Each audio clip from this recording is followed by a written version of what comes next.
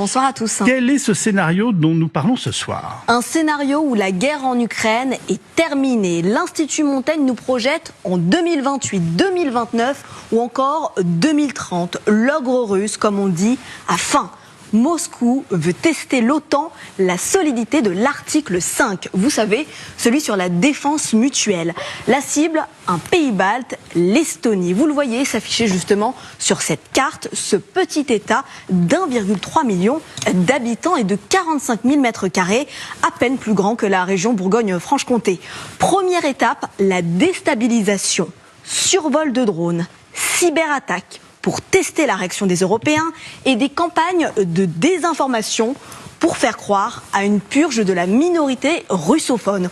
Objectif, faire basculer la population en faveur de Moscou. Deuxième étape, l'attaque à proprement parler. Porte d'entrée des Russes, la ville frontalière de Narva, où 9 habitants sur 10 sont russophones. Dans la nuit, des commandos russes infiltrent la ville, on l'a reproduit avec de l'intelligence artificielle.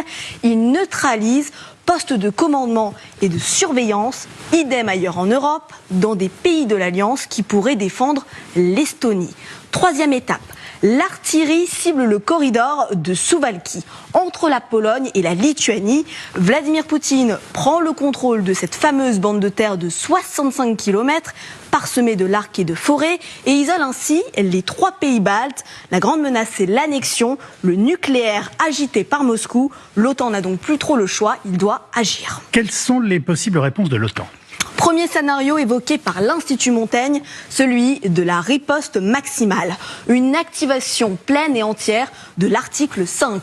Décision prise après une réunion d'urgence des alliés. On valide des cibles, on valide une campagne de frappe aérienne contre la Russie et Kaliningrad, cette enclave russe aux portes de la Lituanie. Des stocks d'armes, y compris nucléaires, sont visés.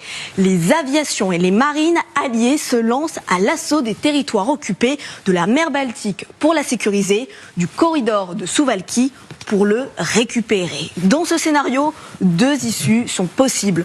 Les Russes stoppent leur offensive et se retirent. Alors l'Alliance sort renforcée à la tenue, mais aussi ébranlée. Les opinions s'inquiètent d'une crise prochaine encore plus grave. Les conséquences économiques de la guerre ont aussi affaibli l'ensemble de l'économie européenne. S'ensuit un soulagement général avec la perspective d'un accord. Autre possibilité, la Russie absorbe le choc et répond sur d'autres territoires, éventuellement en Ukraine ou plus probablement en Pologne ou en Finlande. La guerre en Europe est déclenchée, Yves. Alors, vous venez d'évoquer le pire scénario, Esther. On en a d'autres un peu moins graves?